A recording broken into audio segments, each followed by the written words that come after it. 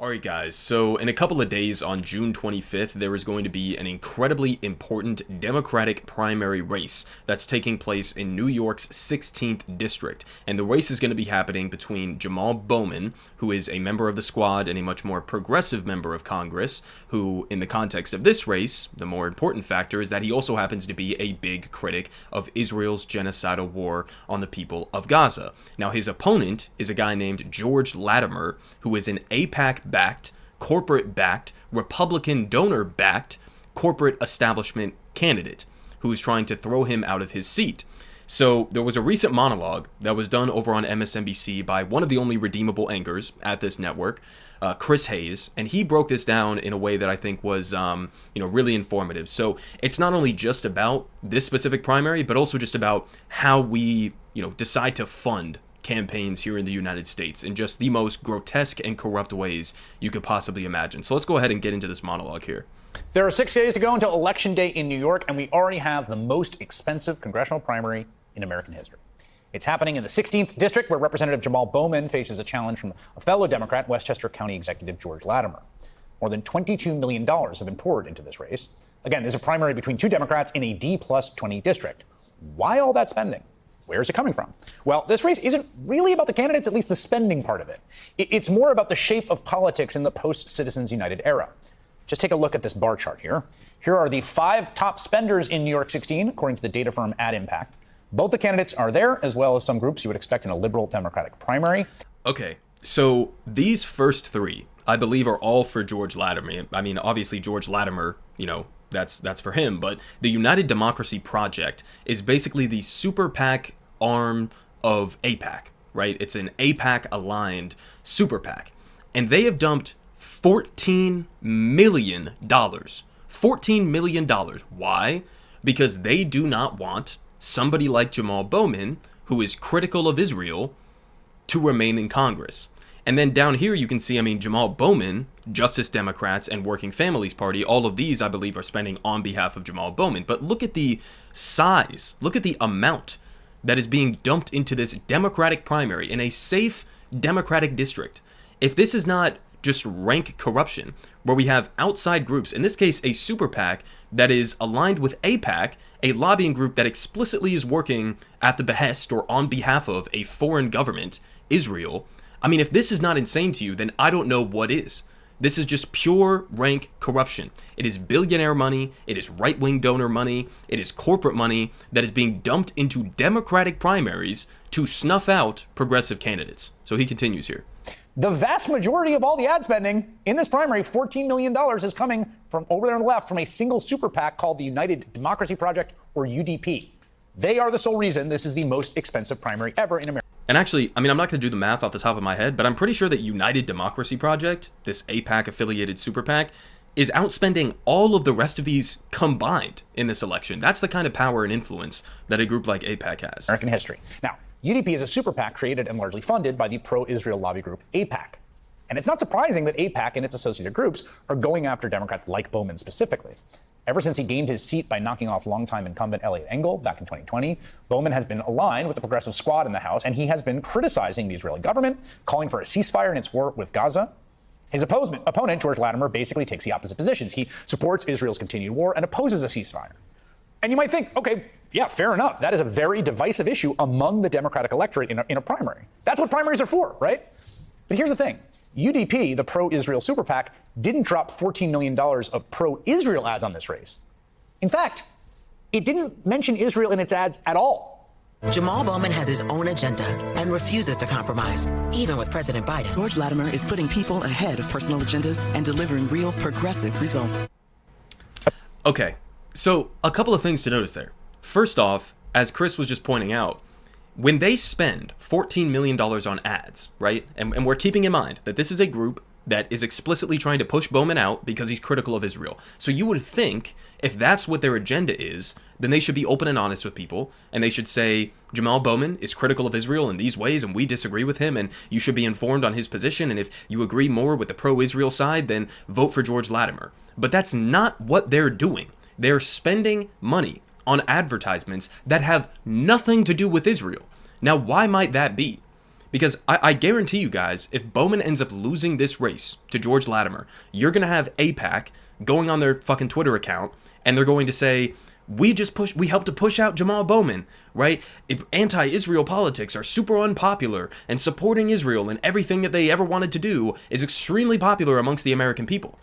So they're trying to say that the critical of Israel position is not popular, while at the same time, they're scared to run ads that are pro-Israel advertisements, or that are attacking Jamaal Bowman for being critical of Israel. So what does that tell you? Well, it tells you that they kind of know, behind the scenes at least, they know that their position is extremely unpopular, right? They know the polling data here in the United States that shows a vast majority of the country, but especially Democrats who are going to be voting in this primary election, that they do not want us to be sending billions of dollars to Israel. Okay, they want a ceasefire. They have wanted a ceasefire for months and months and months at this point. So they know if they go out there and admit that their real agenda is we don't want anybody to question anything about Israel and to funnel infinite billions of dollars to them to do their genocide of the Palestinians, they understand that their position on this is extremely unpopular. So they don't even bother to run, pro-Israel advertisements. They just run generic other advertisements attacking Bowman as being a radical lefty who's unwilling to compromise and won't work with President Biden and whatever the fuck else. It's extremely, valuable insight there in terms of how they know that their position is not as popular as they try to claim that it is. Now, the other interesting part is that you could see in that advertisement, they're touting George Latimer as a fighter for progressive values. Progressive values. I mean, obviously, I would take issue with the Israel, supporting being a progressive value, but even on other things, this is like a standard corporate Democrat that we're talking about here, in a similar vein to, I guess, somebody like, Joe Manchin or something, right? George Latimer is a progressive in the same way that Joe Biden is a progressive, which is to say that he's not a progressive at all. But again, what does that tell you? That they're claiming in some of these advertisements that George Latimer is a progressive. Well, again, it's the same thing as with the Israel shit. They understand that progressive policies are popular. So as much as you hear them come out and say, we need to focus on running, more moderate campaigns, right? Or we need to shift to the right on XYZ position and cozy up to Republicans and work with Republicans, or whatever the case may be, right? We're not like these crazy fringe radical lefties who want universal health care and $15 minimum wage and whatever else the case may be. Even though that's what they say, they understand that the progressive agenda is overwhelmingly popular amongst the American people. So then they run advertisements posing as progressives and then get elected on those campaigns and then turn around and oppose progressive policies. I mean, this is just standard shit. Now, a couple other things before we continue with this monologue in terms of what George Latimer has been doing recently during this campaign, because some of this is absolutely insane. Here we have from Brian Metzger. George Latimer quotes from the last 10 days, quote, "Your constituency is Dearborn." That's something that he said about Jamaal Bowman.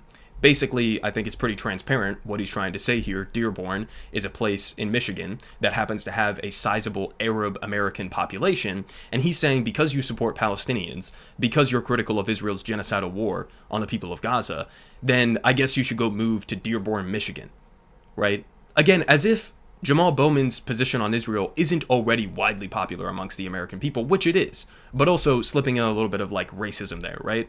Now, he also said, you don't mention people who are not black or brown.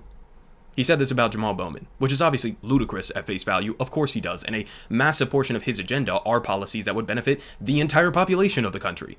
Now, he does have somewhat of a focus on, black and brown Americans and, the legacy of racism and slavery and segregation in this country and some of the wrongs that have yet to be righted in this country and different policies that could address that. But the idea that he's only looking out for non-white people is just completely ridiculous. Now, another one, the reason I use Dearborn, Michigan is not because of their Islamic presence there. So that was his defense, I guess. So what exactly did you bring up Dearborn for? It's just a random city that you like and you think Jamaal Bowman would do well there? I mean, come on. Now, one last one. Again, about Jamaal Bowman. Does he have an obvious ethnic benefit? Yes. So here we have George Latimer basically trying to say because there's a sizable, black population in this district, that Jamaal Bowman's just going to have a benefit there because all black people are the same and all black people will vote for Jamaal Bowman because he's black. I don't really know how else you could possibly interpret that. Now, in terms of the progressive bona fides of George Latimer and the fact that one of those advertisements we just saw, they were explicitly attacking Jamaal Bowman for not supporting President Biden's agenda. Here's a recent excerpt from a New York Times article. They say George Latimer, the Westchester County, New York executive, in a pitched Democratic primary fight with Representative Jamaal Bowman, signaled his centrism isn't just a fight with the Democratic left. He could also be a thorn in President Biden's side if both men are elected. He told a Westchester County newspaper that, quote, he was not signing on to raising taxes on the wealthy, as Mr. Biden wants. So who's really a blockade to President Joe Biden's agenda? I mean, you could say that Jamaal Bowman is critical of Joe Biden's agenda, certainly on things like immigration, as Biden has sprinted to the right, again on things like Israel. Absolutely, Jamaal Bowman has been speaking up on issues that he disagrees with the president on. That should be what a functioning, party does, right? You should have disagreement, you should have dissent, of course. But his disagreement with Biden is that he doesn't want Biden to raise taxes on the wealthy. I think that should give you a little bit of an insight in terms of who George Latimer would work for if he won this seat. And this was, of course, quote tweeted over Hillary Clinton endorsing George Latimer. Because of course she fucking did. If this isn't a big enough, if everything else wasn't a big enough red flag for you so far about this George Latimer guy, here's the final nail in the coffin. Hillary Clinton says, with Trump on the ballot, we need a strong, principled Democrat in Congress more than ever. In Congress, Latimer will protect abortion rights, stand up to the NRA, and fight for President Biden's agenda. Well, doesn't sound like it on that last front. Just like he's always done. Make a plan to vote by June 25th. Now, first off, again, as we just covered, he's not going to be fighting for President Biden's agenda. He doesn't even want to raise taxes on the wealthy, which is a totally insane, place to be in opposition to Joe Biden. Joe Biden's plan to raise taxes on the wealthy doesn't even go remotely far enough. But he's somehow still opposed to that. So the idea he's going to fight for President Biden's agenda doesn't seem like it, unless you mean fight for it in the same way that Kyrsten Sinema and Joe Manchin did, which obviously is saying a lot. But then on these other things, abortion rights, stand up to the NRA. Do you think Jamaal Bowman is not doing that? Where is the contrast here, right? The contrast that Hillary Clinton likes here is that George Latimer is backed by AIPAC. It's that he's backed by corporations and billionaires and Republicans. That's what she likes about George Latimer. What does she not like about Jamaal Bowman? Again, it's the things that we just mentioned, right? It's the fact that he's actually a progressive and promotes progressive policies. Now, we can continue this here in a second. There's one other thing that I'll just link down below. We're not going to get into this in this video. But George Latimer apparently has a very extensive career track record of slow walking desegregation policies in the places that he has been in positions of power. And this is an incredibly interesting article that was written up here by Branko of Jacobin. And I suggest you guys go and read this because some of the history here, going back to the 1990s, is fucking crazy with this guy. I really do not think that it's a stretch to say that this man is extremely racist in many different ways, especially with some of the quotes that we just saw. So we can continue and finish off with the last couple minutes of this monologue here. Apparently, the choice not to mention Israel in any ads was a strategic one on the part of the pro-Israel super PAC funding those ads. A UDP spokesman telling Political last month, we run ads on the issues voters are most focused on, which again is a little odd because it is sort of a big issue, you'd imagine. But it seems almost as if the pro-Israel group thinks that pro-Israel ads might not actually play as well as they would hope in a heavily Democratic district like Bowman's. So instead, the group that can make unlimited expenditures is using its money to attack Bowman, as you saw in that ad, for being insufficiently loyal to President Biden and his agenda. That does play in a heavily Democratic district.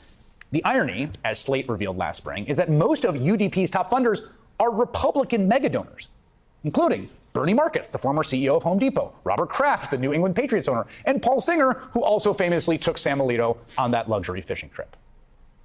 Should probably tell you a lot, right, about the broader priorities of establishment Democrats, people like Hillary Clinton, that they would rather have somebody who is totally in the pocket of Republican megadonors than they would have somebody like Jamaal Bowman, who's a radical because what? He wants universal health care. He wants livable wages. He wants to address the housing crisis. Again, he's critical of Israel. They would rather have basically a Republican in Democrat clothing than they would want an actual progressive like Jamaal Bowman. But it gets even weirder, okay? If you look back at that bar chart, there's another super PAC there. That's Fair Shake. See that there next to George Latimer in between Jamaal Bowman. Now, Fair Shake is a super PAC backed by cryptocurrency interests who want to keep crypto lightly regulated. They are running ads against Bowman too, but they are not running ads on crypto. They are running ads on, wait for it, Israel. This is what Citizens United has wrought. Enormous swarms of big money from anodyne-sounding groups pounding a candidate while concealing what their own interests are. It's a bizarre perversion of genuine democratic discourse that does not serve voters. But it works great for mega donors. So, essentially, guys, again, this story is focusing on Jamaal Bowman and George Latimer because this is like the most money that has ever been dumped into a Democratic primary in history just to unseat somebody for being critical of Israel. And let's not make any mistakes. That's what this is about. Like 100%, that's what this is about. Of course, you would have, corporations, wealthy people, trying to unseat squad members. They do this every single election cycle. That's not new. But the sheer amount of money, the overwhelming majority of the money being dumped into this primary, that it's coming from an AIPAC-aligned group, it makes it explicitly clear what this is about. It's about Israel. It's about Israel. So, again, this is not just a story about Jamaal Bowman and George Latimer. And obviously, if you live in New York's 16th district or you live in the surrounding area, feel free to donate to him, or I guess probably at this point it's better to go out and actually try to, campaign for him or knock doors for him or try to get people to show up to vote or vote for him directly if you can. Obviously I think that's what we should be trying to get now. But the broader story here, aside from just this specific election, is this how we want our elections to be run?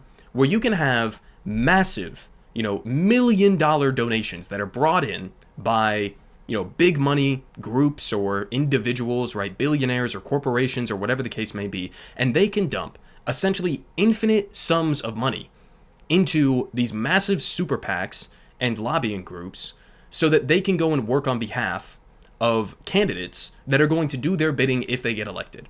This is what we've come to in this country. This is not a democracy, guys. This is not a democracy. You can't have a democracy where you have unlimited campaign expenditure, right, from super PACs and mega donors that just swamps the entire discourse surrounding these elections. That's not a democracy. That is not how an actual democracy would function. So there's a lot of different things that obviously need to be addressed. We need to ban super PACs. We need to have, I think, at least public funding of campaigns and address campaign finance reform. And obviously Citizens United was an absolute disaster in the years since that it was enacted. And so there are so many different layers to this and levels to this. But I think the most egregious one is that we have an organization like AIPAC that is explicitly acting on behalf of a foreign government, Israel, and they are somehow allowed to spend tens of millions of dollars, if not hundreds of millions of dollars, in any given campaign cycle, just to go after progressives who are critical of a foreign fucking government. Like, this really just comes down to a question of who do we want running our country? Do we want people who have grassroots funding, who actually have some sort of an incentive to listen to their constituents and enact policies that are popular amongst their constituents? Or do we want to have a political system that is dominated by billionaires, corporations, and foreign governments? Politic guy has the best politics. Believe me, no one does it like him.